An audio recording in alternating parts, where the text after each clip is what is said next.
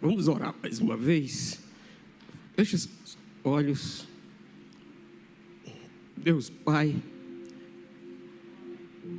nós precisamos de Ti, Senhor.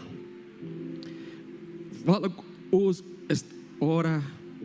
O Senhor conhece a necessidade de cada um.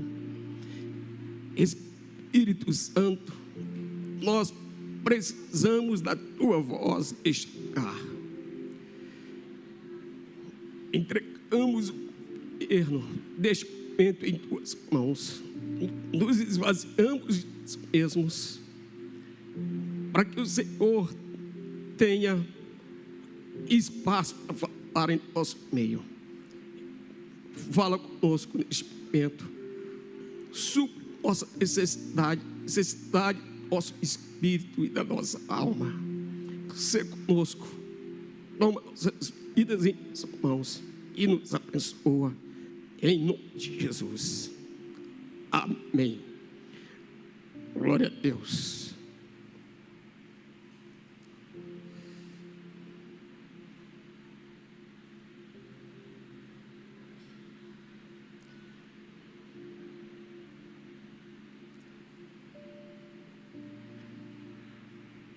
Vamos abrir a Bíblia em Mateus capítulo 10, versículo 16 e 17. Mateus 10, 16 e 17.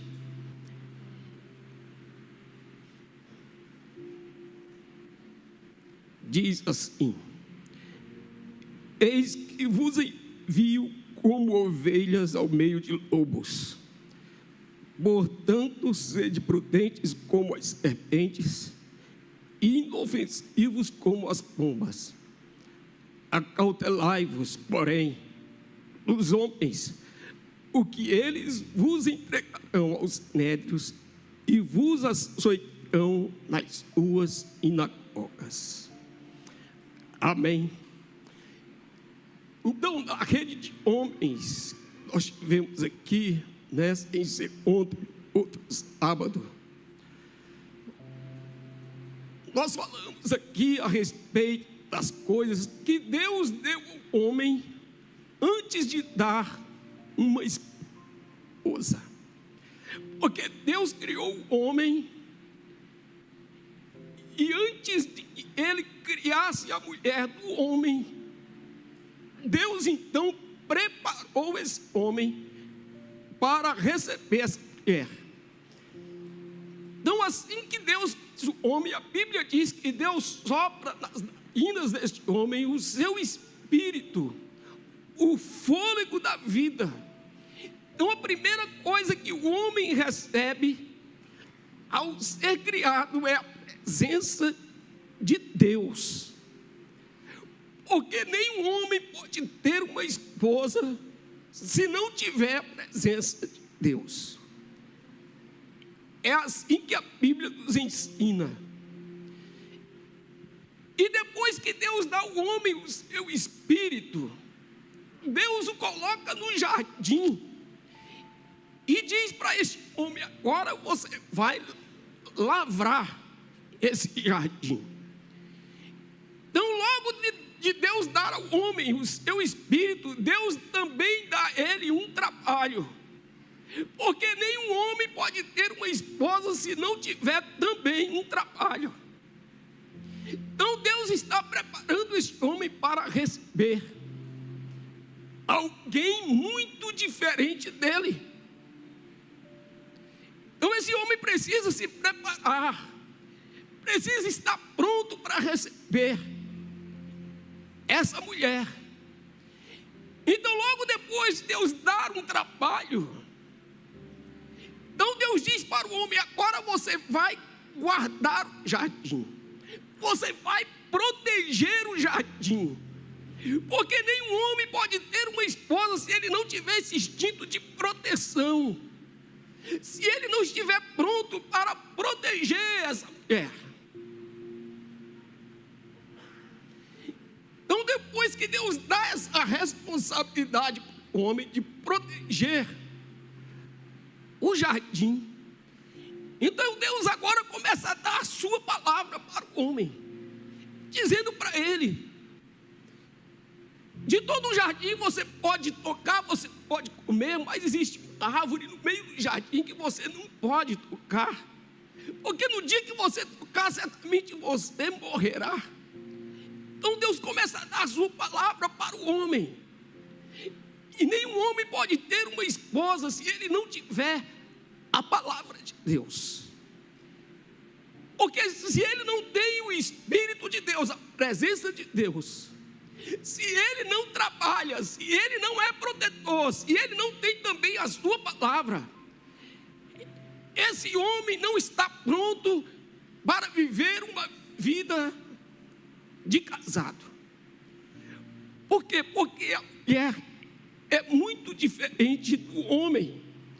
E quando esses dois se juntam, então tem temperamento diferente, tem desejo diferente, tem pensamentos diferentes, tem genética diferentes, tudo é diferente.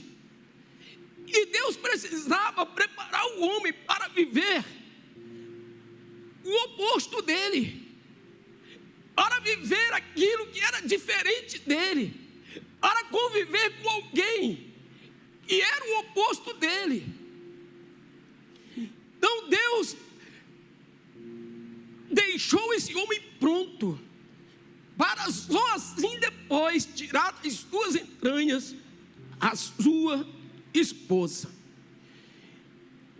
Então qual a intenção de Deus com o homem? Que você esteja pronto para viver com coisas diferentes de você. Porque se você não estiver pronto, a sua vida vai se tornar um caos. É por isso que João capítulo 15, versículo 18,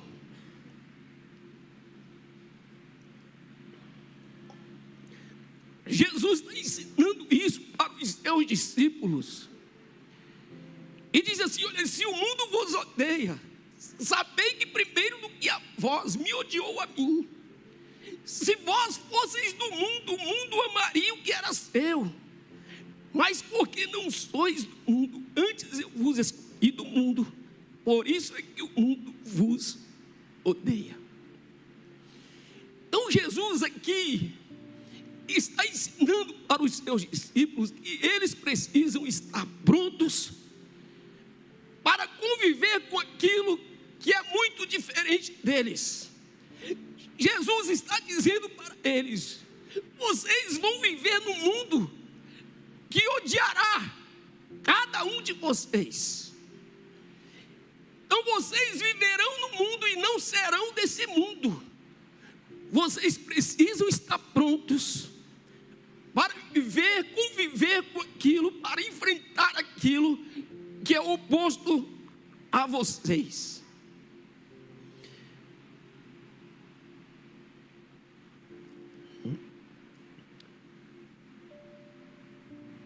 Lá em Romanos, capítulo 12, versículo 2. Só um minutinho, eu li João 15. Volta de novo, João 15, 18, por gentileza. Vai para o 19. Próximo.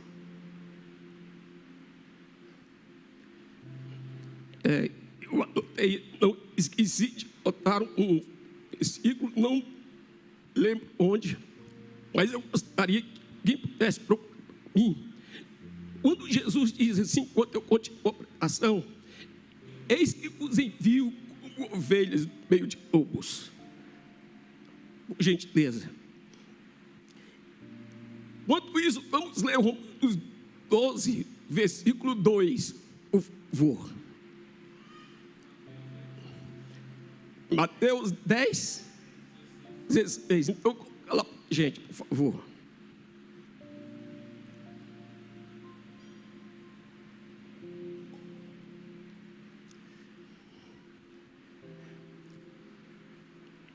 Eis que vos envio como ovelhas ao meio de lobos.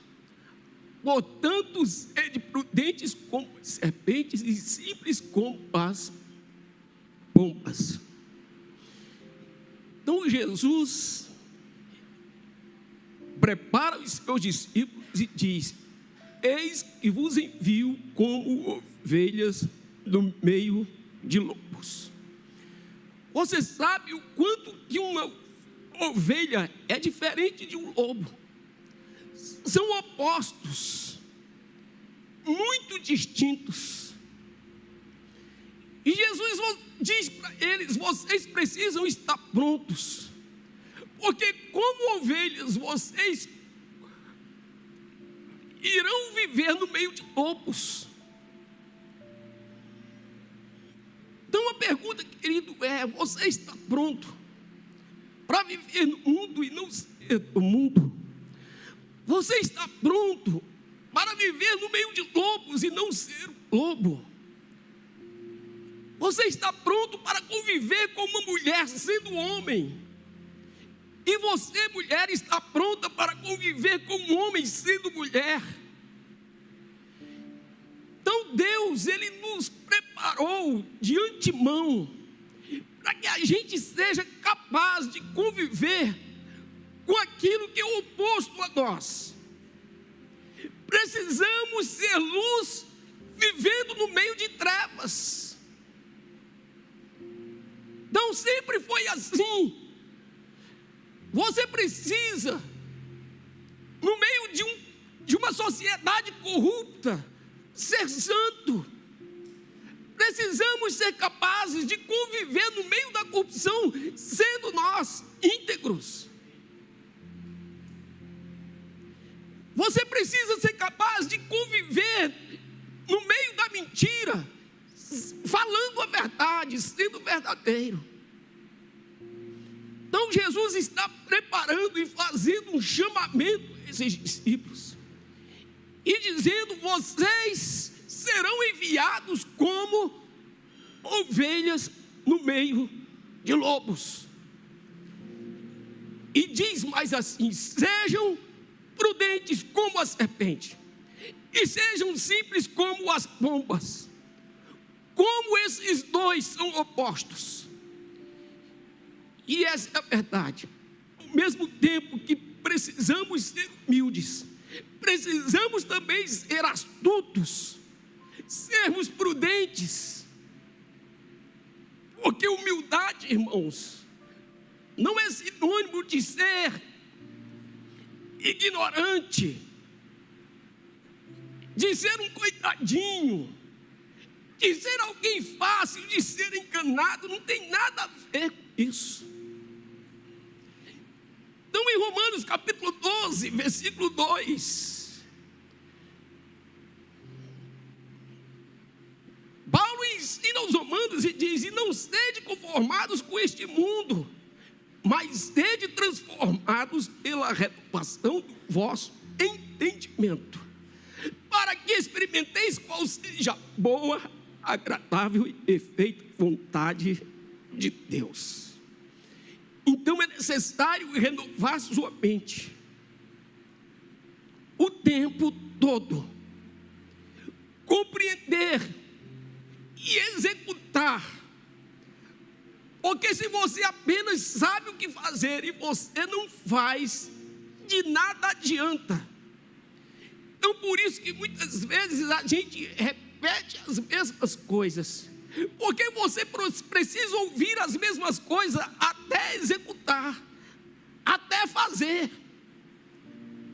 Não adianta apenas saber, tem que fazer. Então é necessário renovar a mente.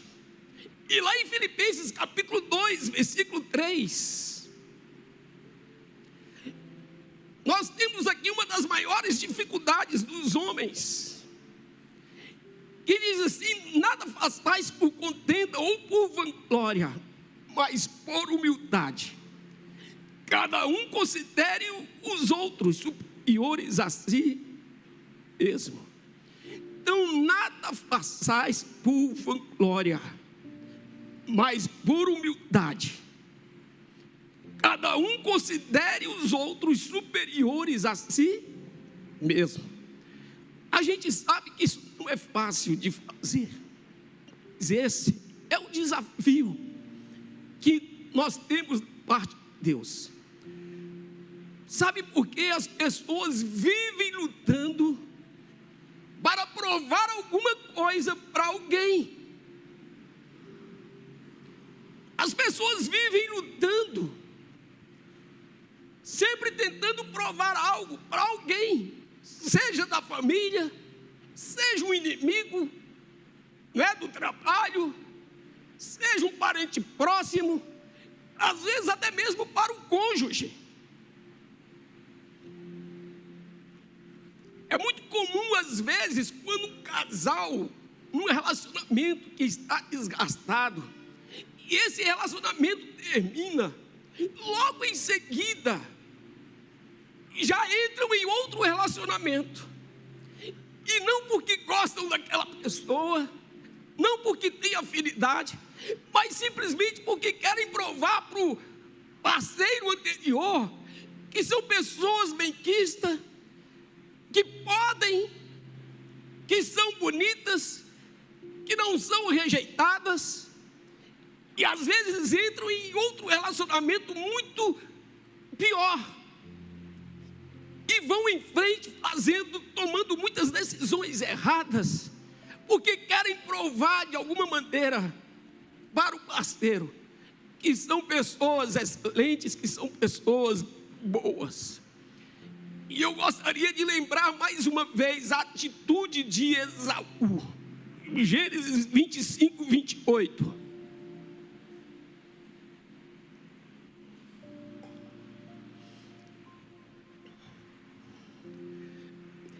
E amava Isaque a Esaú, porque a caça era de seu gosto, mas Rebeca amava a Jacó.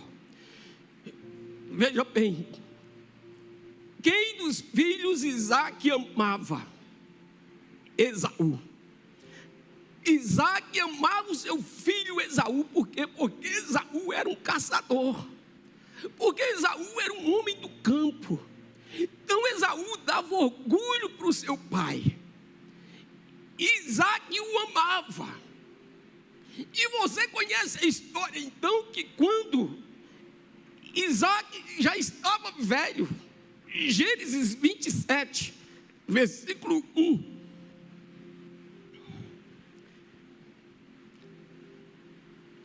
Diz assim: e aconteceu que, como Isaque envelheceu, e os seus olhos escureceram, de maneira que não podia ver, chamou a Esaú, seu filho mais velho, e disse-lhe: meu filho. E ele disse: eis-me aqui. E ele disse: eis que já agora estou velho e não sei o dia da minha morte.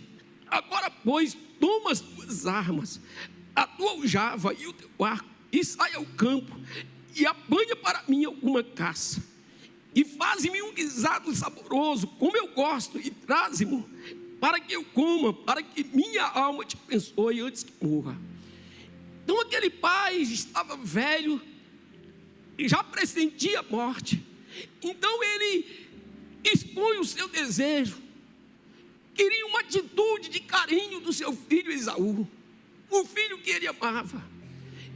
Diz: vai ao campo, caça uma caça, faz um guisado para mim, esse guisado que você faz, que eu gosto, para que seja, né, a última caça que você me dá de presente, e aí eu vou te abençoar. E você sabe da história que enquanto ele vai no campo caçar essa presa, Jacó, induzido pela sua mãe, engana o seu pai, se disfarça de Esaú, coloca pelo nos braços, veste a roupa de Esaú, e se passa por Esaú. E Jacó e Isaque então abençoa Jacó, não é? Pensando que estava abençoando Esaú. E depois desse feito, né, vem uma crise familiar, e de repente Esaú põe no seu coração de matar Jacó. Então Então o pai, apesar de amar mais Esaú, ele não desprezava Jacó. E ele chama Jacó e aconselha o seu filho Jacó a ir para a casa do seu tio Labão, para que ele não caísse nas mãos do seu irmão Esaú. Então Gênesis 28, versículo 6 diz: vendo, pois, Esaú que Isaque abençoara Jacó e o enviara a Padã-Arã para tomar mulher dali para si, e que abençoando-o lhe ordenara, dizendo: não tomes mulher das filhas de Canaã. E que Jacó obedecera a seu pai e a sua mãe, e se for a Padã-Arã. Vendo também Esaú que as filhas de Canaã eram más aos olhos de Isaque seu pai, foi Esaú a Ismael e tomou para si por mulher, além das suas mulheres, Amalate, filha de Ismael, filho de Abraão, irmã de Nabaiote. Então Esaú, ouvindo seu pai conversar com Jacó, porque Esaú estava tão magoado com seu pai, que nem conversou mais com seu pai. Mas ele ouviu que seu pai pedia a Jacó para não casar com mulher cananeias, quis casar com alguém da sua linhagem. Então Isaque colocou no seu coração, aliás, Esaú colocou no seu coração magoar o seu pai, provar para o seu pai que ele estava perdendo o filho que ele amava, provar para o seu pai que ele estava perdendo o filho caçador, o homem que tinha cheiro do campo. Então ele foi lá casar com aquelas mulheres cananeias, não porque as amava, não porque desejava de fato ter uma família com elas, mas casou apenas para ferir o seu pai, para magoar o seu pai, para provar o seu pai que ele tinha perdido o filho que ele amava. E quantas vezes, meus irmãos, pessoas tomam essa atitude, tomam decisões apenas para ferir o outro, tomam decisões apenas para magoar o outro, para dizer para o outro: olha o que você perdeu. Você perdeu aquilo que você queria. Eu estou te provando que eu tenho valor, que eu sou gente. E começa a tomar decisões, não porque faz parte do seu propósito, não porque a pessoa realmente quer fazer aquilo, não porque ela se sente bem realizada, mas apenas porque quer provar alguma coisa para alguém.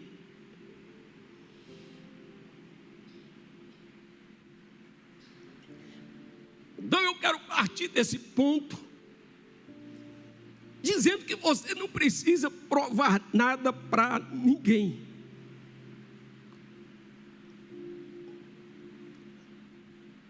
A gente vê muitas pessoas saindo do seu país, indo para outro país, se sujeitando a um trabalho escravo, comendo o pão que o diabo amassou, sendo rejeitado, estrangeiro numa terra distante, simplesmente porque quer provar alguma coisa para alguém daqui, e de repente sofre tanto, para mostrar uma vitória que nunca existiu, através de fotos, de Instagram, de mensagens. Então, queridos, a felicidade está em você ser você mesmo. Você não precisa ser ninguém e nem precisa provar nada para ninguém. Lá em Lucas capítulo 4, versículo 1, diz assim: e Jesus, cheio do Espírito Santo, voltou do Jordão e foi levado pelo Espírito ao deserto, e 40 dias foi tentado pelo diabo, e naqueles dias não comeu coisa alguma, e terminados eles teve fome. E disse-lhe o diabo: se tu és o Filho de Deus, dize a esta pedra que se transforme em pão. Então veja Veja que isso é tão diabólico, que o diabo usa isso para tentar a Jesus. Então, no primeiro momento do ministério de Jesus, o diabo diz: se tu és o Filho de Deus, prova para mim que tu és o Filho de Deus. Prova que você é Jesus. E Jesus, irmãos, podia provar para ele. Mas Jesus não estava ali para provar alguma coisa para alguém. Jesus estava ali para cumprir uma missão, para ser Ele mesmo. Então Jesus não prova nada para o diabo. Simplesmente diz para ele: nem só de pão vive o homem.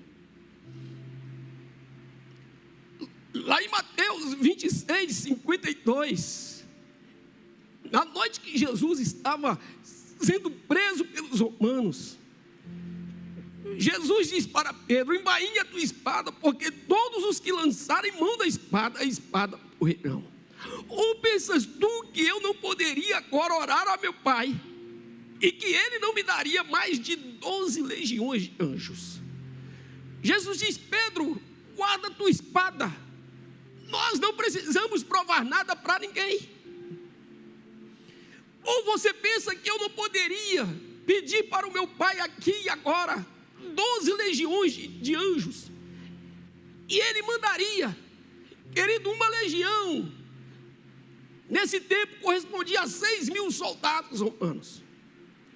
Então Jesus está dizendo para Pedro: olha, se eu pedisse a meu Pai 72.000 anjos neste momento, meu Pai mandaria e eu acabaria com essa brincadeira aqui. Mas eu não quero fazer isso, porque eu não quero provar para ninguém que vim buscar o reino, que vim estabelecer um reino por meio da força. Porque se você se lembra, queridos, só para você ter uma ideia, quando Sodoma e Gomorra foram destruídas, sabe quantos anjos foram necessários para enviar fogo e enxofre do céu? Apenas 2.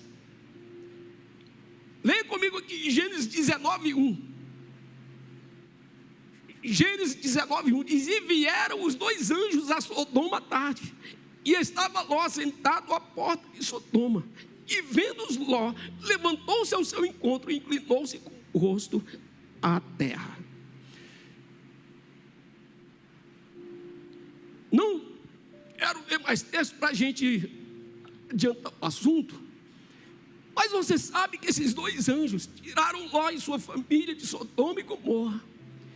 E depois esses anjos enviaram fogo do céu e enxofre, e queimou não somente as cidades, mas a Bíblia também relata os campos em redor. Queimou tudo. Esses 2 anjos, irmãos, foram capazes de destruir cidades. Apenas 2.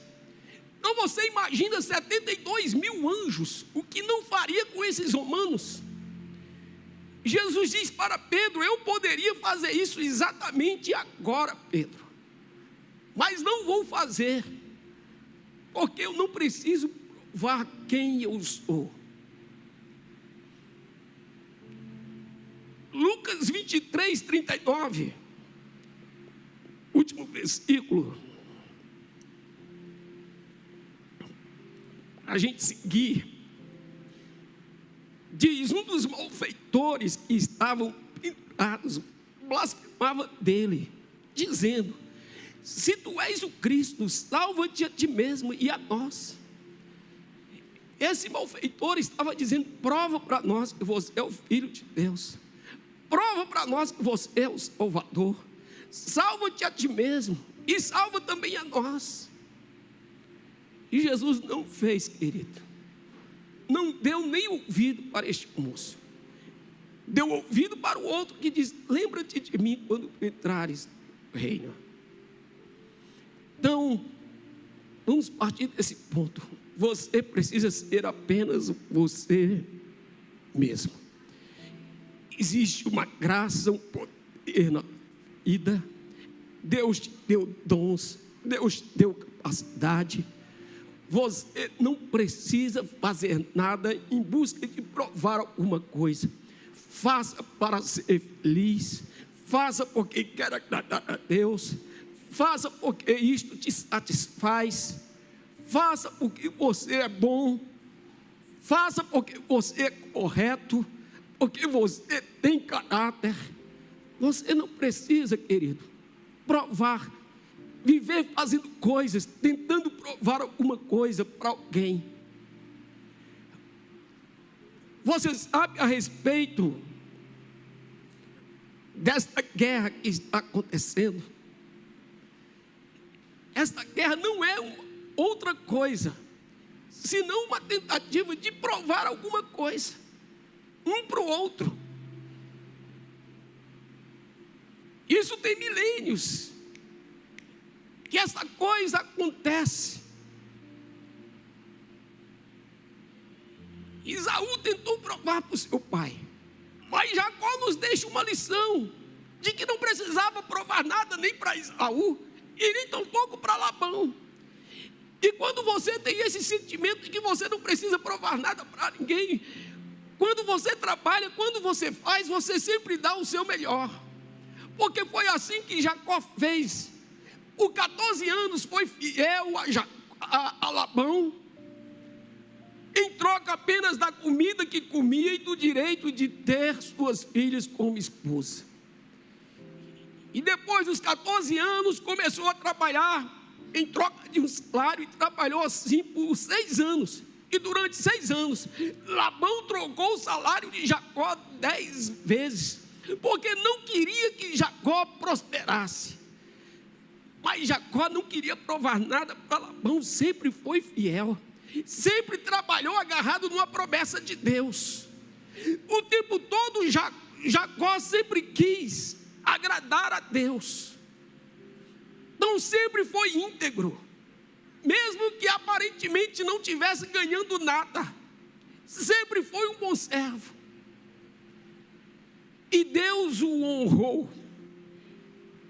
Deus o honrou. E Jacó tinha tanta consciência de si mesmo, que no dia que ele se encontra com Deus, no Val de Jaboque, Deus diz: quem é você?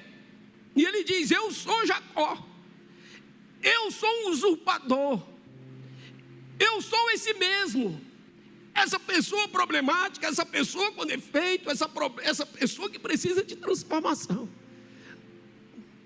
Deus diz: quem é você? Qual é o teu nome? Eu sou Jacó. E Deus naquele dia muda o seu nome e muda a sua história. Então você não precisa ser Esaú para ser abençoado. O que você faz, você não precisa fazer para provar alguma coisa, nem para você mesmo. Se agarre na promessa que Deus tem para ti. Em 1 Pedro 5,6 diz: humilhai-vos, pois, debaixo da potente mão de Deus, porque a seu tempo vos exalte, lançando sobre ele toda a vossa ansiedade, porque ele tem cuidado de vós. Então, querido, quem trabalha para provar alguma coisa para alguém, vive debaixo de ansiedade. E a verdade é que quem vive debaixo de ansiedade, vive uma vida conturbada. Não lance essa ansiedade aos pés de Jesus, porque Ele tem cuidado de vós. Em Provérbios 12:25 diz: a ansiedade no coração deixa o homem abatido. Então, se você vive fazendo algo para provar, sei lá, para o seu marido, para a sua esposa, para os seus filhos, filhos para os pais, ou vive tentando provar alguma coisa para o seu primo, o seu cunhado, o seu genro, para seus amigos, para com isso, porque isso te traz ansiedade. E quem vive trabalhando debaixo de ansiedade, vive abatido. Vive abatido porque isso não é saudável. Deus não te fez para isso. Você precisa aprender com aquilo que é oposto a você.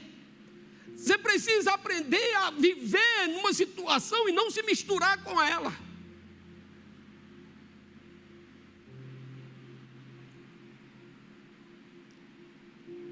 esse sentimento errado, carregado de orgulho, destrói sua vida e te deixa sem futuro. É o que Deus disse para Caim: se você fizer o que é certo, você será aceito.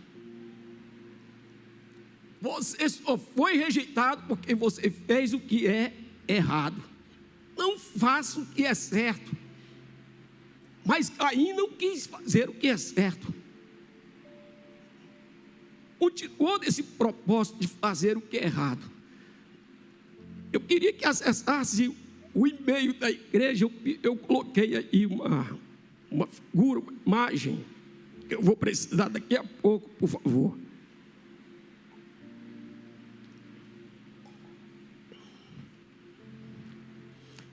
Então, querido, deixa eu entrar um pouco a respeito desse momento que nós estamos vivendo, porque é aquilo que se fala todos os dias. E eu quero dizer que eu tenho vivido dias de tristeza em ver o que tem acontecido em Israel.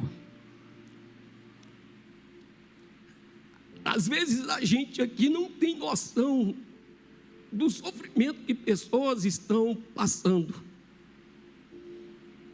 São coisas que às vezes a gente não suporta nem pensar. Verdade?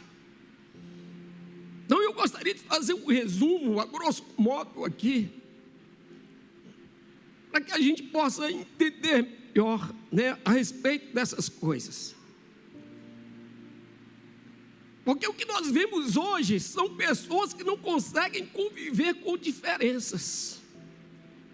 São grupos que não conseguem conviver com aquilo que lhe é oposto. Então, quem é esse grupo chamado Hamas? Esse grupo Hamas é um grupo recente, se não me engano, criado em 1987, grupo de palestinos muçulmanos,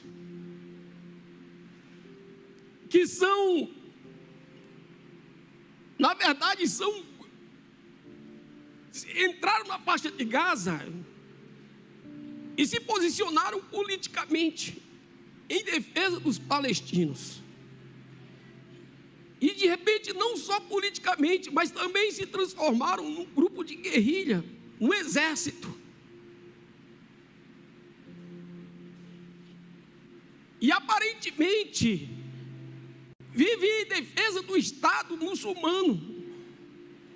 Mas essa não é a realidade deles. Na verdade, o que eles buscam é a extinção dos judeus.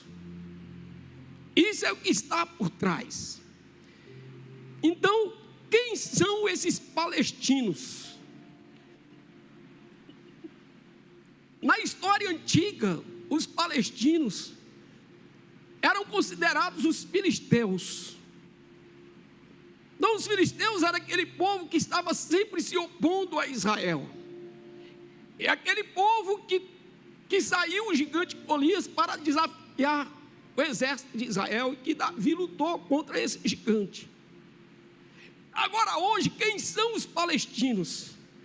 Qualquer cidadão que vive naquela área, hoje é considerado palestino.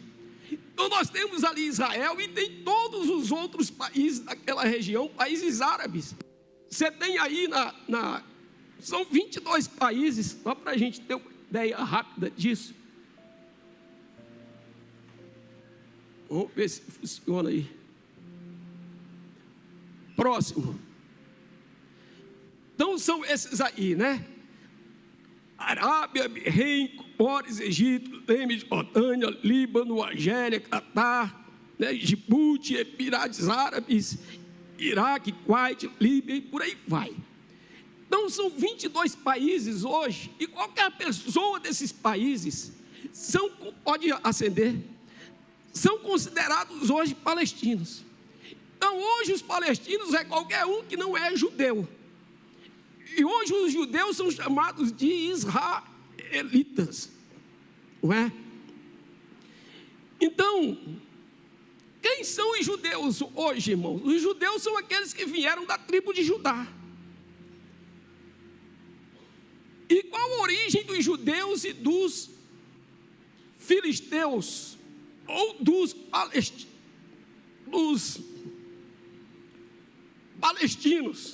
Vamos abrir Gênesis 9:20.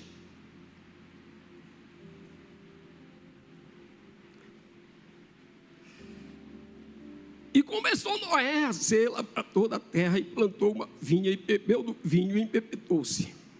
E descobriu-se no meio da sua tenda, e viu Cão, o pai de Canaã, no nudez de seu pai. E fê-lo saber a ambos seus irmãos no lado de fora.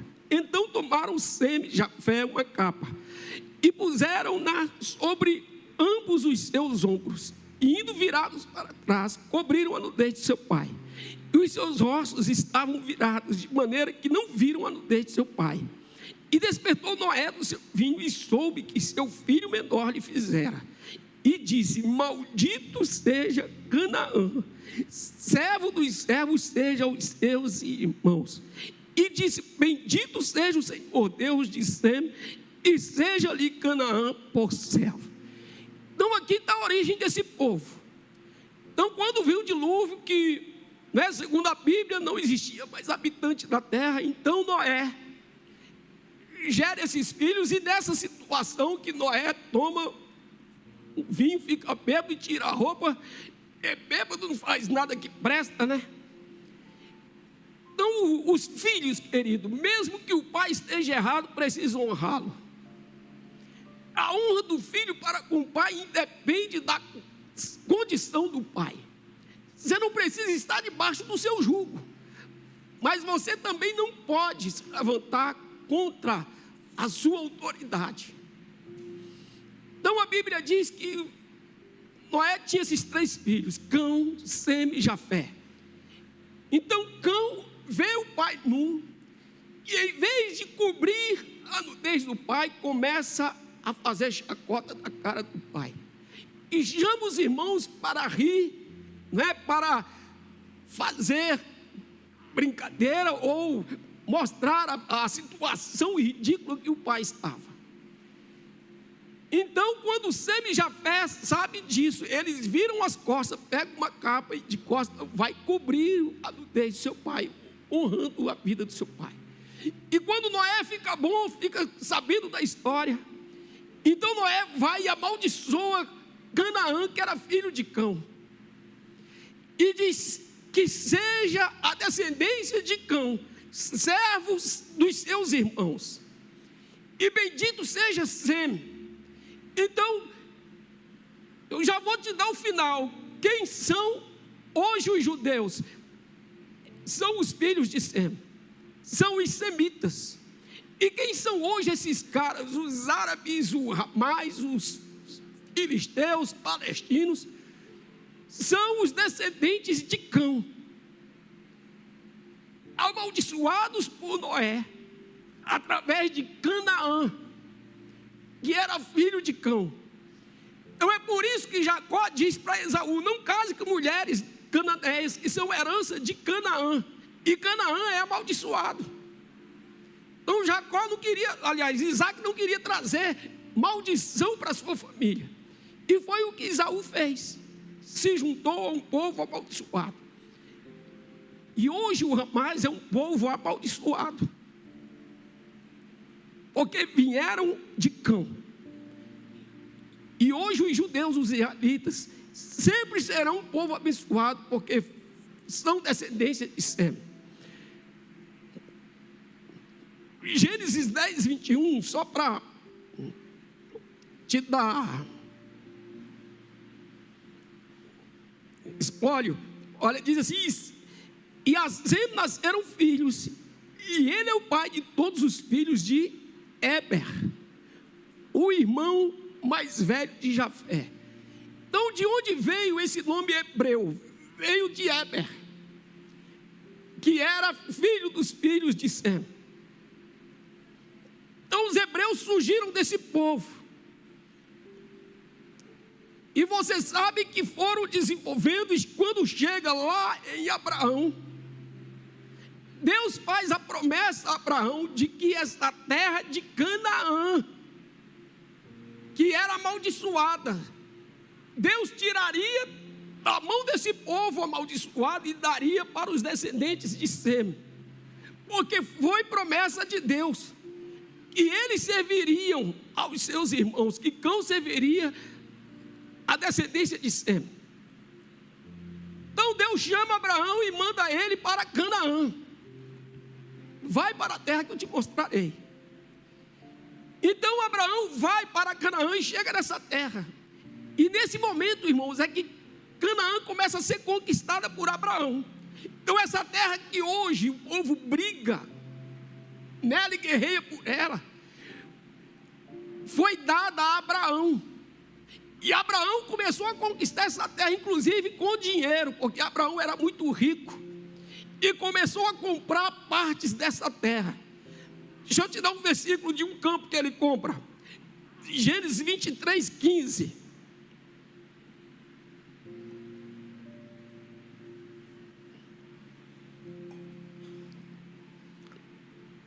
Diz assim: meu senhor, ouve-me, a terra é de 400 ciclos de prata. Que é isso entre mim e ti? Sepulta a tua morte, porque Sara havia morrido. E Abraão deu ouvidos a Efrom, e Abraão passou a Efrom a prata de que tinha falado aos ouvidos dos filhos de Et. 400 ciclos de prata, corrente entre mercadores. Assim o campo de Efrom, que estava em Macpela, em frente de Manre, o campo e a cova que nele estava, e todo o arvoredo que no campo havia, que estava em todo o seu contorno ao redor, se confirmou Abraão em possessão diante dos olhos dos filhos de Et, de todos os que entravam pela porta da cidade. Então Abraão começou a comprar essa terra. E você sabe que o povo, os hebreus, começaram a crescer. Então logo depois, Isaac, filho de Abraão, tem Esaú e Jacó então depois tem 12 filhos. Esses filhos têm famílias e o povo começa a crescer, e aí vem aquela fome na terra. Esse tempo José estava preso no Egito, então José chama sua família para o Egito. Esse povo vive no Egito muito bem no início. Depois morre o faraó que conhecia José, e o próximo que não conheceu José começa a ficar preocupado com o tanto de hebreu que era gerado dentro do Egito, e começa então a escravizar esse povo. Então esse povo começou a ser escravo dentro do Egito, e viveram ali 400 anos, até que Deus levanta Moisés para libertar esse povo. E quando Deus liberta esse povo do Egito, para onde Deus quer levar? Para Canaã, onde Abraão havia começado o trabalho. Então Deus quer que eles voltem para lá, porque aquela terra foi promessa a Abraão. E vocês sabem de toda a história, viveram 40 anos no deserto, muita rebeldia. Então Moisés morre e se levanta Josué. E Josué, irmãos, então conquista essas terras com muita guerra, com muito sangue, com muita luta. Então essa terra já é de Israel há muitos anos, lá desde o início, há milênios. Eles não tinham que estar lutando por esse pedacinho de terra tão pequeno que hoje ocupam, porque isso já é deles, desde Abraão.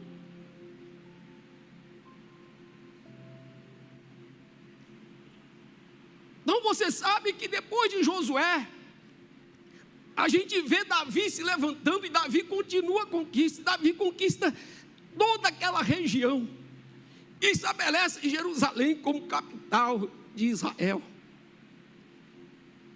E depois de Davi vem então Salomão. E Salomão governa 40 anos, mas no final faz besteira. E depois que Salomão morre, a gente vê o reino então se dividindo, as 12 tribos. Porque tem Roboão, que era filho de Salomão, que deveria ocupar o lugar do pai, mas tinha também um cara por nome de Jeroboão, que não era da descendência de Davi, mas queria se posicionar como rei, e o povo gostava dele. Então aí há a divisão das tribos. Então 10 tribos ficam com Jeroboão, e 2 tribos apenas ficam com Roboão, filho de Salomão. E foi apenas Judá e Benjamim que se juntam essas duas tribos, e aí fica sendo chamada só de Judá. Então, quando dá o ano de 722 a.C., o que acontece? Esse povo, essas tribos que se dividiram, que eram unidas, começam a ser inimigas. Então as 10 tribos do norte ficaram inimigas das 2 tribos do sul. E agora uma quer vencer a outra, quer provar para a outra que é maior. Então viviam tentando provar as coisas. Então nesse ano de 722, essas 10 tribos do norte fazem um acordo com o rei da Síria para invadir essa tribo de Judá. Só que quando Judá fica sabendo, faz uma outra proposta para a Síria e diz assim: olha, se vocês não invadirem, se vocês não vierem contra nós, a gente fica sendo vassalo de vocês, serviremos a vocês. Então o rei da Síria gostou da ideia, e em vez de atacar Judá, atacou as 10 tribos do norte. Então essas 10 tribos se dispersam, e até hoje não se tem notícia onde esse povo foi parar, porque se dispersaram pelo mundo e deixaram de ser povo de Israel, se misturaram com outros povos e se desfizeram, e apenas Judá permaneceu de pé, mantendo e crendo na promessa de Deus. Apenas Judá. E onde veio o termo judeu? Então quem são os judeus? A tribo que permaneceu fiel. Judeus são os filhos da tribo de Judá. Então Judá continua a história desse povo. Esse povo, irmão, sofreu muito. Eu estou fazendo um resumo muito grosso. Então no ano de 586 a.C., nós conhecemos aquela história que o rei Nabucodonosor da Babilônia entra em Jerusalém, queima a cidade, destrói o templo, derruba suas muralhas e leva esse povo cativo para a Babilônia. E eles ficam lá por 70 anos, até mudar o rei. Então, de repente, em 539 a.C., o rei da Pérsia, que se chama Ciro, então invade a Babilônia e ganha a guerra e fica no poder da Babilônia. E Ciro tem um olhar diferente para os judeus. E nós vemos um texto lá em Neemias, capítulo 2, versículo 1.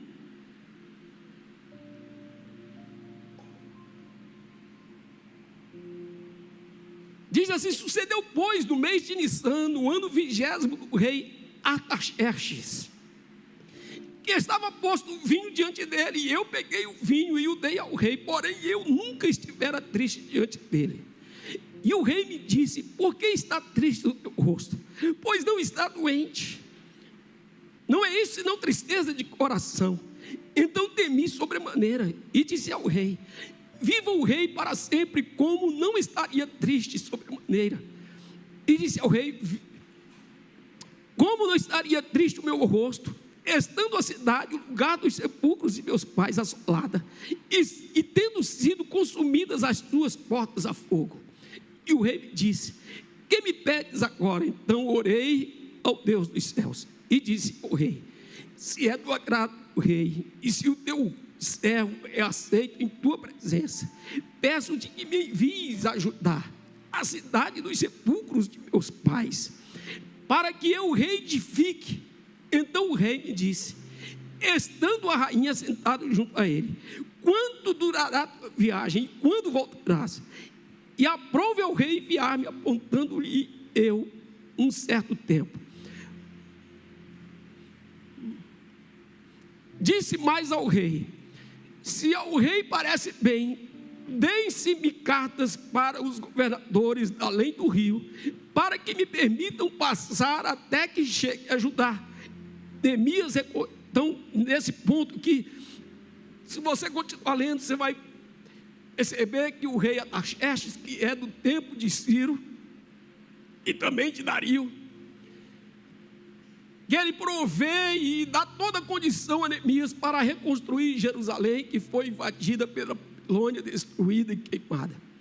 Então Neemias volta para Jerusalém, levanta suas muralhas, reconstrói o templo, e esse povo judeu e judeus vivem então lá até no ano 63 antes de Cristo, porque no ano 63 eles vivem outra invasão. Um cara por nome de Pompeu, romano, invade, toma Jerusalém, inicia-se assim então a dominação romana. Então você vê que quando Jesus vem, quem dominava, Jerusalém, toda aquela área, os romanos. Eles pagavam impostos exorbitantes. E tudo isso, irmãos, então desse tempo você vê nas Escrituras que mesmo assim Jesus estabelece a igreja nasce, e eles começam a pregar o Evangelho, e começa a perseguição outra vez. Então esse povo nunca teve descanso na sua vida, e eles começam a se dispersar pelas cidades, pelo mundo, e mesmo assim pregando o Evangelho. Isso, irmãos, foi até o ano de 1933. Eles viveram dispersos em países que não eram o seu. Então em 1933, o que surge? O nazismo. Então o nazista quer exterminar os judeus e começa então a perseguição. Em 1933, e quando chega em 1939, então começa a Segunda Guerra Mundial. E aí nós temos o que? O Holocausto, que mata em torno de 6 milhões de judeus. Porque meu nome do cara, Hitler queria a extinção desse povo, assim como o Hamas hoje quer a extinção desse povo. Eu estou te contando essa história, querido, porque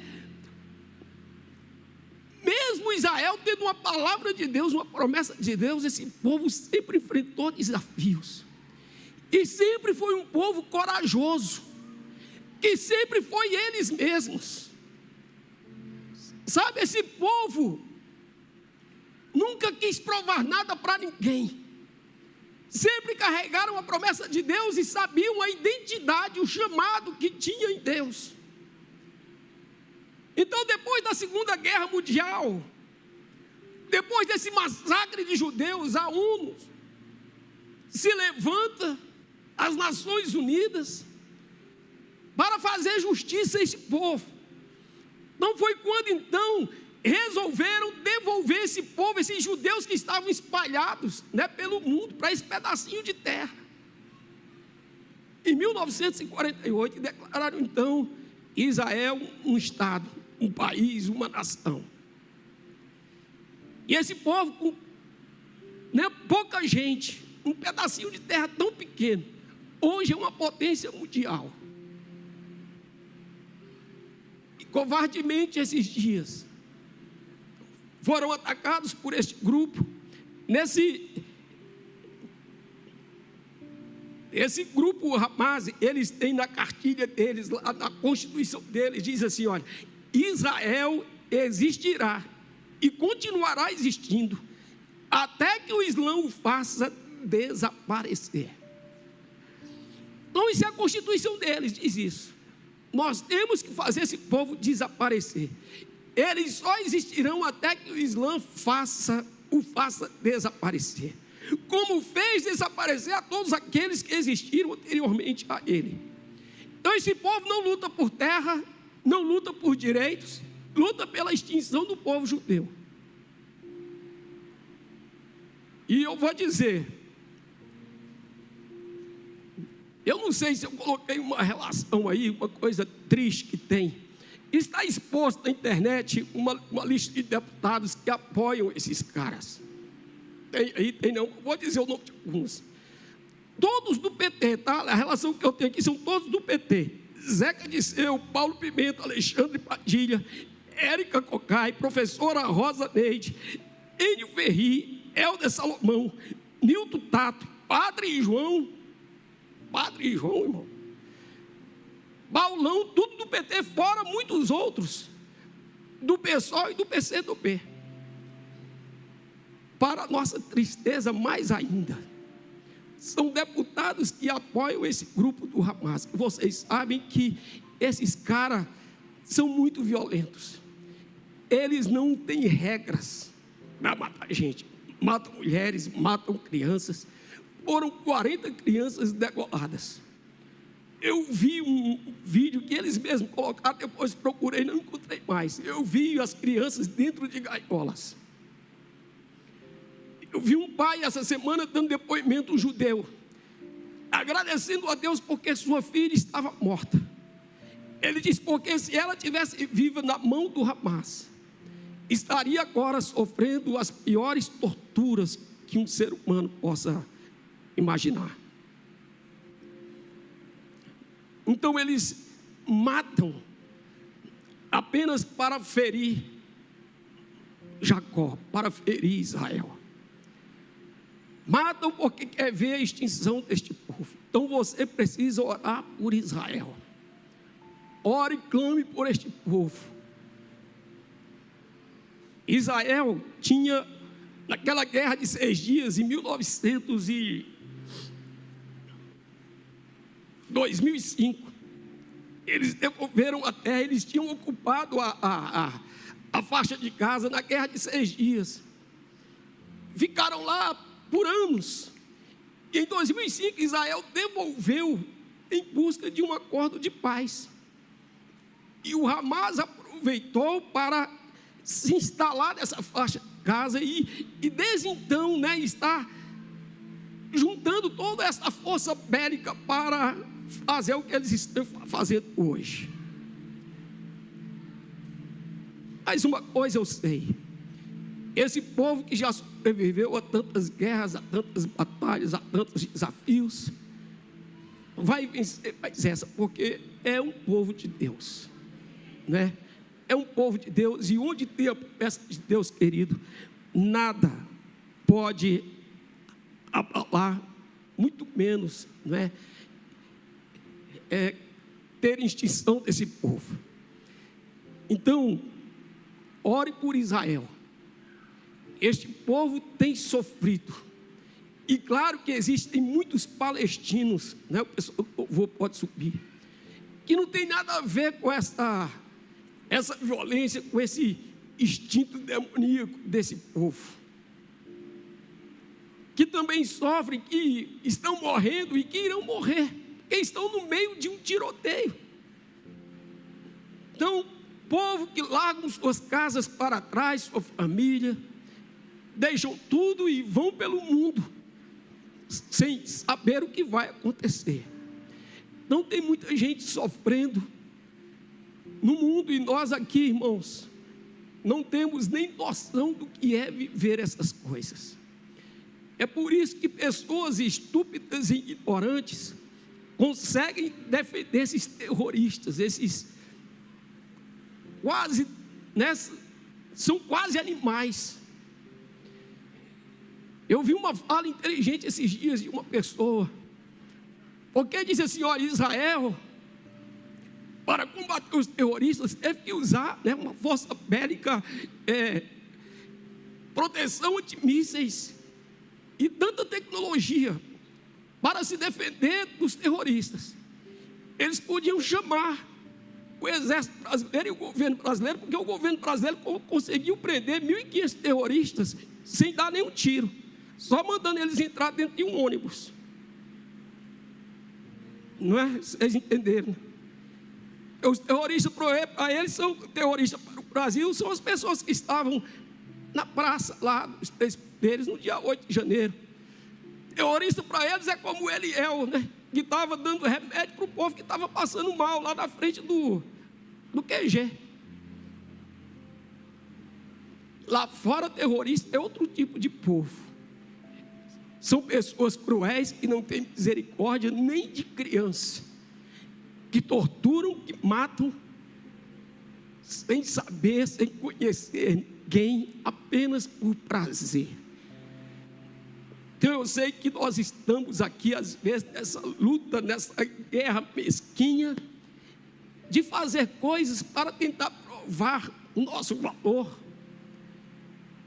Enquanto do outro lado do mundo existem pessoas realmente sofrendo torturas, vivendo coisas terríveis, traumas profundos. E às vezes aqui, pessoas estão entrando em depressão, só porque não recebeu o salário do mês. Já quer morrer. Eu vi um testemunho de um pai, o MFI, o seu filho foi preso, um filho de 15 anos. Ele disse que todos os dias, esses caras iam na cela do filho dele e começavam a enfiar agulha dentro da unha, mandando ele negar Jesus. Todos os dias, tudo inflamado, tudo saindo pus, e eles todos os dias a mesma tortura, enfiando agulhas debaixo da unha. Será que algum de nós seria capaz de suportar isso por ao nome de Jesus? Essa é a pergunta, né?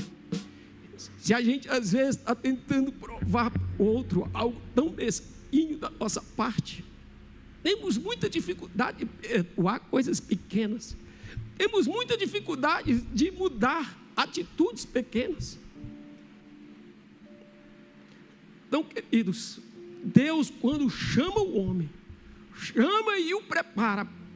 Pelo menos essa era a intenção de Deus, que você pudesse ter forças e estivesse preparado para conviver no mundo que é oposto a você, conviver no mundo sem ser do mundo, conviver nas trevas sendo luz, ser ovelha no meio de lobos, sem se tornar um lobo, viver num sistema corrupto, sem participar da corrupção, viver no meio da imoralidade, sendo santos, viver no meio da mentira, falando a verdade, viver no meio de pessoas soberbas, sendo humildes. Então esse é o recrutamento de Jesus, esse é o chamamento do Evangelho. Então a gente conhece uma vida muito fácil, e às vezes vivemos uma mesquinharia, sem ter noção do peso que carregamos em nossos ombros em relação ao Evangelho. Amém? Então vamos ficar de pé.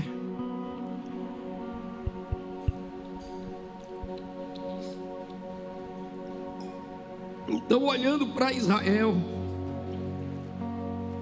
esse povo que atacou, não luta por terra, até porque não tem direito a essas terras. Isso é uma briga ideológica, religiosa, cheia de ira, de raiva, de vingança, porque nunca foram bem-sucedidos, sempre perderam a batalha. E de repente olham para Israel, hoje, tão pequena, mas poderosa em Deus. Então, como cristão, querido, a nossa salvação veio de lá. A nossa salvação veio de Belém. A nossa crença veio de Israel. Então nós temos um compromisso de orar por este povo, e abençoar este povo, e dizer: Deus, protege, envia os teus anjos para guardar, livra as famílias do sofrimento, abençoa esse pai, abençoa essa mãe que tem jovens na guerra. Ore, porque a Bíblia diz que todos aqueles que oram pela paz em Jerusalém serão abençoados. Então tire o olho de si mesmo e faça como Cristo ensinou: considere o outro superior a si mesmo. Amém? Deus, vamos cantar então.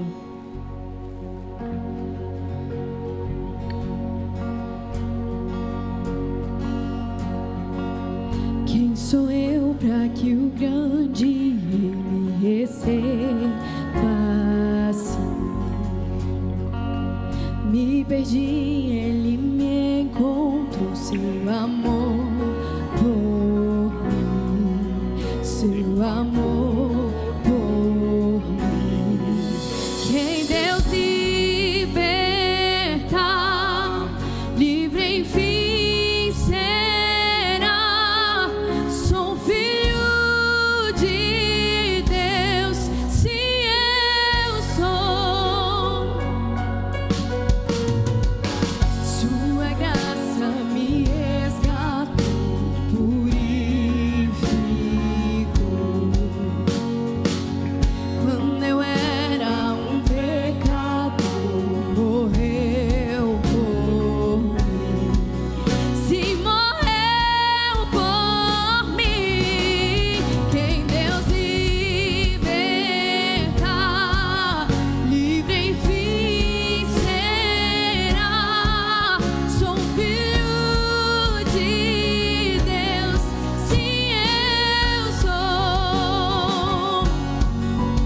Em tua casa, ó Pai, há um lugar pra mim.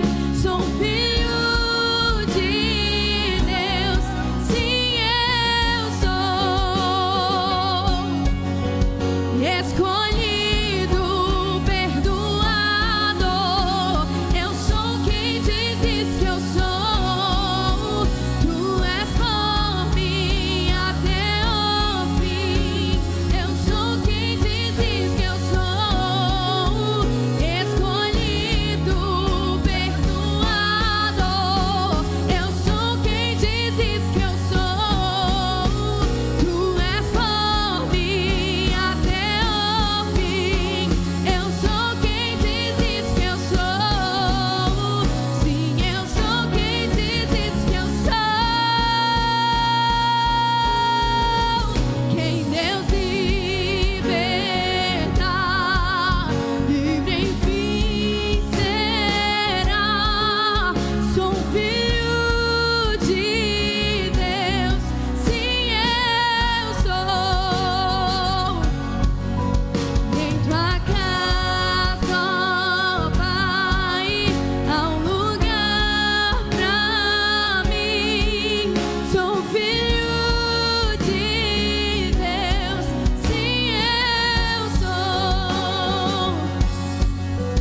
Em tua casa, ó Pai, há um lugar pra mim.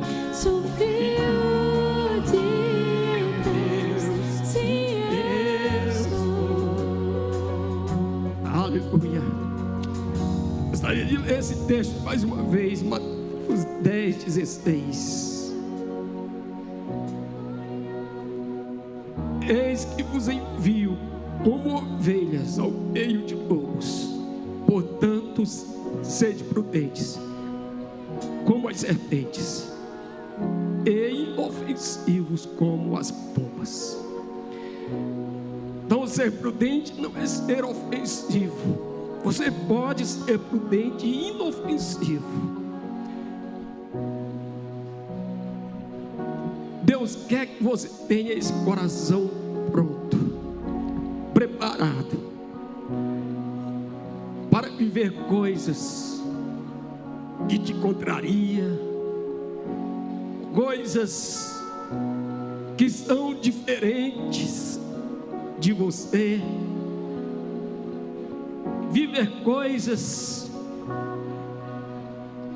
ou viver no meio de pessoas que contrariam os teus princípios de vida.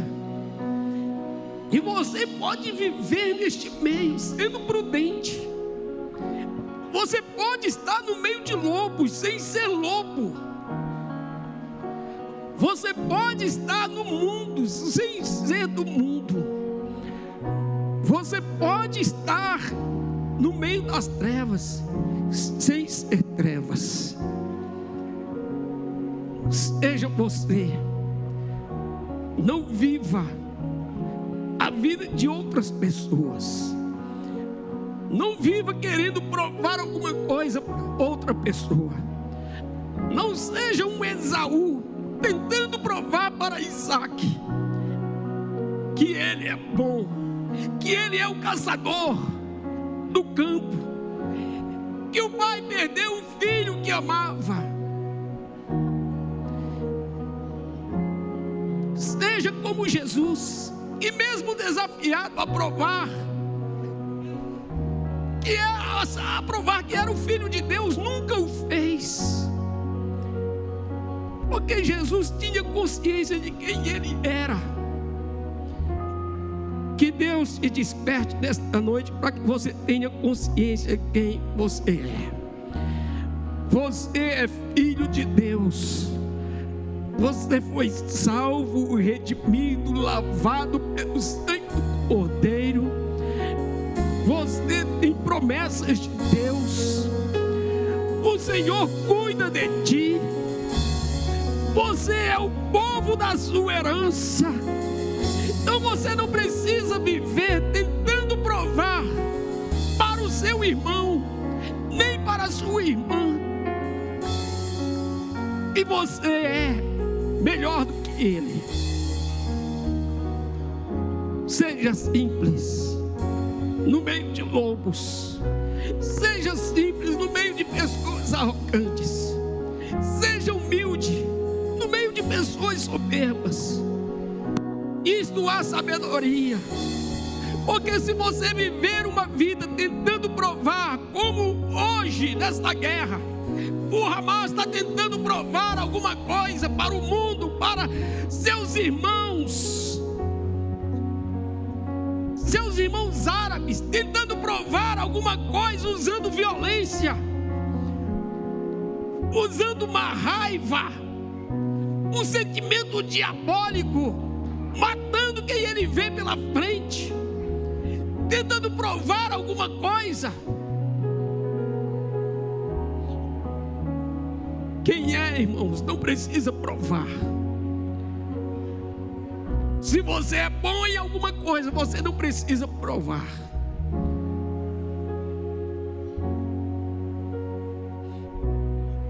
Então eu gostaria de orar nesta noite por você que muitas vezes não consegue vencer este sentimento de orgulho. Eu não quero que você levante a mão e nem que você venha aqui na frente, porque não quero te expor. Mas você que está com aquele orgulho que Caim carregava, sabe de dizer para Deus: assim como o Senhor não recebeu a minha oferta, também não vai receber mais oferta dele, porque eu vou matá-lo. Existem pessoas assim, que por não conseguirem romper, por não conseguirem crescer, não aceitam que o outro cresça, não aceita que o outro rompa. É como esse grupo hoje palestino não aceita que Israel seja grande, não aceita que Israel seja próspera. Então isso é fruto de uma inveja. Essa ira carnal é fruto de uma despeita, porque não são, e por não ser, não querem que o outro seja, mas serão abalados, serão abatidos, porque Deus vela por aqueles que Ele ama, e Deus ama Israel, Deus ama Jacó e a sua descendência, e existe promessa para Jacó sobre a sua casa e os seus descendentes. Então olha para dentro de você nesta noite, Veja que tipo de sentimento mesquinho tem te atrapalhado a caminhar, a avançar. Que tipo de sentimento mesquinho tem impedido você de romper? Que tipo de sentimento carnal tem feito de você um derrotado? Porque aqueles que vivem nessa ansiedade serão destruídos, destroem as suas próprias vidas, ficam amarrados, não avançam. E hoje Jesus quer te libertar. Hoje Deus quer te tirar do cativeiro. Deus quer te tirar dessas emoções que te prendem, que te fazem um miserável. Hoje você sairá desse calabouço, porque o Espírito de Deus fala neste momento. Porque Deus fala para você: isso é muito pequeno. Seus irmãos do outro lado do mundo sofrem coisas que você não suportaria nem 10%, nem o dízimo disso. Então saia desta cegueira espiritual, deste sentimento egoísta, e seja quem de fato você é. Deus te gerou e te deu um propósito. Deus tem planos ao teu respeito, e Ele quer te usar para o louvor da sua glória, não para o seu louvor. Nós vivemos para glorificar o Deus que está sentado no alto e sublime trono. Então que sua vida seja para Ele. Eu quero orar por você. Queria que todos colocassem a mão no coração. Deus Pai, olha agora para os teus filhos, Senhor.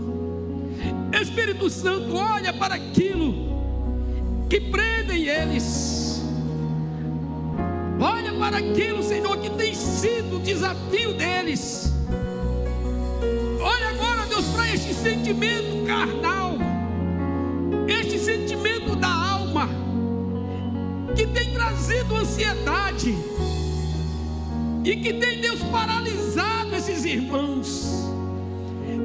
Deus, liberta-os deste mal. Tira eles, ó Deus, dessa situação. Que o teu anjo agora possa quebrar esses grilhões, rompe essas cadeias, porque está escrito que para a liberdade o Senhor nos libertou. E nós cremos nessa palavra, e não só cremos, mas também recebemos essa palavra. Traz, ó Deus, agora o teu juízo sobre tudo aquilo que não vem de ti. Todo demônio que cerca esta família, todo espírito maligno que cerca a vida desta mulher, a vida deste homem, seja agora abalado, destruído, caia por terra. Fere, Senhor, de morte, e levanta na vida desse irmão, desta irmã, um altar de adoração, para que eles, estando no mundo, não sejam do mundo, para que eles, vivendo na carne, não estejam no pecado, para que, sendo luz, ó Deus, não se misturem com as trevas, mesmo vivendo em meio às trevas, para que debaixo de um mundo corrupto sejam puros, sejam santos, sejam fiéis. Em nome de Jesus, eu abençoo a tua igreja, para que sejam, Senhor, prudentes como a serpente, para que sejam simples como as pombas, que sejam como ovelhas no meio de lobos, e que sejam vencedores, porque a força deles está em ti, a vitória deles vem do Senhor. A graça repousa sobre a tua igreja, e debaixo dessa misericórdia nós vivemos. Então nós tomamos posse das tuas promessas, da tua palavra, e vivemos, ó Deus, intensamente. Vivemos intensamente cada dia, sabendo que um dia nós nos encontraremos com o Senhor, e grande será esta vitória, porque combateremos o bom combate, seremos fiéis até o fim, e a nossa vida te louvará, nossa vida te glorificará, hoje e para todo sempre, em nome de Jesus. Diga amém.